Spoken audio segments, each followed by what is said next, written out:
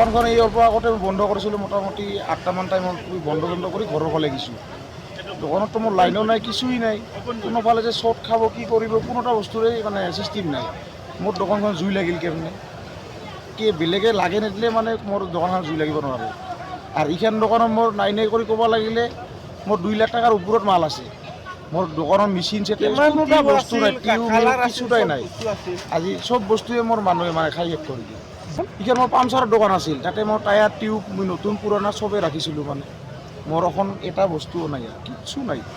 কিমান মান চাওক, কোনো 2 লাখৰ ওপৰত আছে মোৰ বস্তু। এইখিনিয়ে ক'লোঁ যে 2 লাখ খৰচ হৈ আছে মোৰ বস্তু। গোটেইখিনিতো মই এখন বহিব নোৱাৰিম এটা কৰি। মোৰ কিমান টকাৰ খুচুৰা বস্তু পামচাৰৰ মাল আছিল, সেই পামচাৰৰ মাল নাই, টায়াৰ গিলা মোৰ পুৰা গৈছে। সেইগিলা তোৰ বিক্ৰী নহ'ব, মোৰ যোনবিলাক পুৰা হৈছে। টিউব কিছু নাই, মেচিনগিলা মোৰ জ্বলি গৈছে, গোটেই টেংকিটা নাই। চাওক আপোনালোকে চালে গোটেই দেখা পাব। এইখিনি কাবাইতাৰী বুলি কয়, আমি কাবাইতাৰী বুলিয়ে কওঁ। State Bank Kabaitari. মোৰ নাম মফিতুৰ ৰহমান। পামচাৰৰ দোকান আছে টায়াৰ। খোলাবিটি পামচাৰ কৰোঁ, এইবিলাকে সম্পূৰ্ণৰূপে মোৰ কিছু বাচা নাই। চাওক, মোৰ দোকানৰ এটা ফুটা পৰ্যন্ত বাচি থাকিব পৰা নাই, চব জ্বলি গৈছে মোৰ।